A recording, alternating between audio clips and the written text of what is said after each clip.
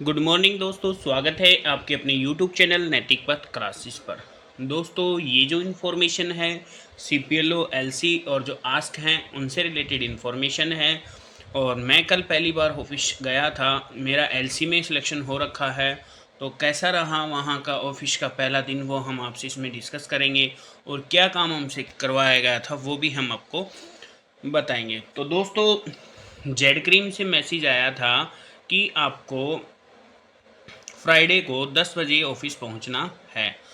तो हमने तो क्या किया, दो से तीन दिन कैसे कैंडिडेट्स थे कि ऑन टाइम थे, बाकी कुछ थोड़ा सा लेट हो गए थे। क्योंकि उन्होंने बोला कि सर हम थोड़ा सा लेट हो गए हैं। और फिर जेड क्रीम ने बोला कि बोलो भाई तुम्हें टाइम से बुलाया गया तो टाइम से आया करो। दोस्तों, first impression is the last impression होता है। जब भी आप कहीं पहला काम करते हो तो वहाँ आपको ऑन टाइम रहना चाहिए, जिससे कि सीनियर्स की नज़रों में आपकी इमेज अच्छी बनी रहे। जो हमसे अब काम करवाया गया था वो क्या था कि जो परिवार पहचान पत्र है, फैमिली आईडी, उसकी एज वेरिफिकेशन आई हुई थी। तो जिस गांव में मेरा सिलेक्शन हुआ है एलसी के लिए, उस गांव का तो दे ही दिया, बाकी उसके आसपास के जो भी गांव थे उस ब्लॉक के, उस गांव उन गांव सभी गांव की डेटा की लिस्ट दे दी गई थी। काफ़ी सारे वहाँ पे सीपीएलओ और एलसी आए हुए थे, उन सभी को यही काम दिया गया था। ये नहीं है कि जिस गांव में उनका सिलेक्शन हुआ है बस उसी गांव का, जिसके आसपास जो जेड क्रीम आपको काम के लिए बोलता है आप उसके लिए मना ना करें। क्योंकि मना करने से नेगेटिविटी जाती है माइंड में, वो चाहे कोई भी हो। तो जो भी आपसे काम बोला जाता है वो कृपया आप कीजिए। और जो हमसे एज वेरिफिकेशन करवाई गई थी, जैसे बेबी वन ऑफ कोई भी लेडीज़ का आप मान लीजिए, तो उनका बर्थ सर्टिफिकेट हमसे मांगा गया था। वो बर्थ सर्टिफिकेट आप उनको ऑफिस में आने के लिए भी बोल सकते हैं, जो कैंडिडेट हैं जिनकी एज वेरिफिकेशन आई हुई है, या फिर आप अपनी व्हाट्सएप पे मंगवा के उसको अपलोड कर सकते हैं। तो ये उनसे, इससे क्या होगा कि जिसकी एज में फैमिली आईडी में करेक्शन होना है वो हो जाएगा, और ग्रीवेंस जिसने भी लगाई है उसका हो जाएगा। और दूसरे जो वहाँ पे काम किए जा रहे थे वो थे इनकम वेरिफिकेशन भी काम उसमें हो रहा था, जिसमें उन कैंडिडेट्स को फ़ोन करके पूरी डिटेल उनसे ली जा रही थी कि घर की जो इनकम है वो किस किस कैंडिडेट की क्या है।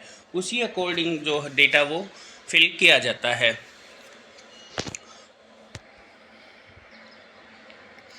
और सुनने में आ रहा है कि 2 से 3 दिन के अंदर जेड क्रीम की एडीसी के साथ मीटिंग होने जा रही है। बाकी सारी हरियाणा में काफ़ी सारे ब्लॉक्स हैं जिनमें जेड क्रीम की मीटिंग हो चुकी है, और उनका जो आगे का प्रोसेस है वो बता दिया गया है कि किस प्रकार क्या काम करवाना है। और अब जो आपकी ट्रेनिंग है, आने वाले 2 से 4 दिन के बाद आपको सभी ब्लॉक्स का जेड क्रीम आपको काम प्रोवाइड करवा देगा, क्योंकि काफ़ी सारा डेटा आज की डेट में पेंडिंग पड़ा हुआ है।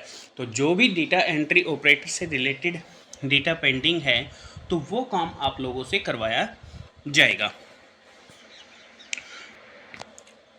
और सबसे ज़रूरी बात दोस्तों, जो पीपीपी में एज वेरिफिकेशन आई हुई है वहाँ लिखा होता है बेबी वन ऑफ मान की गीता।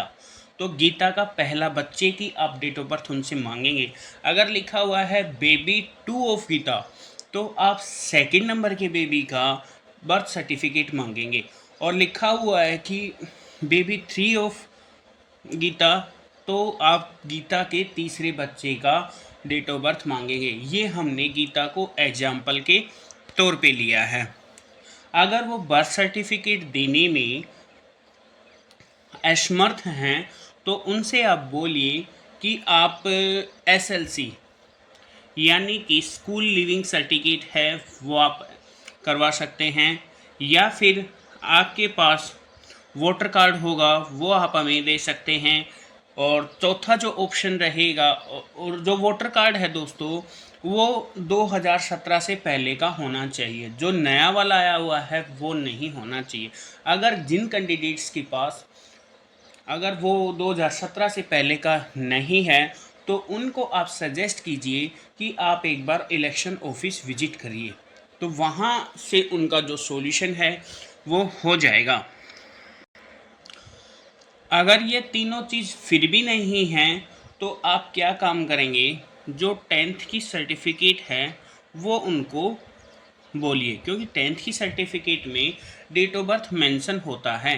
अगर फिर भी कोई कैंडिडेट्स मना करता है इन चारों चीज़ों के लिए और वो बोलता है कि मेरे पास आधार कार्ड है, तो आप उन कैंडिडेट को सजेस्ट कीजिए कि सर आप एक बार ऑफिस में आकर मिल लीजिए, और फिर जेड क्रीम उनसे डिस्कस कर लेगा।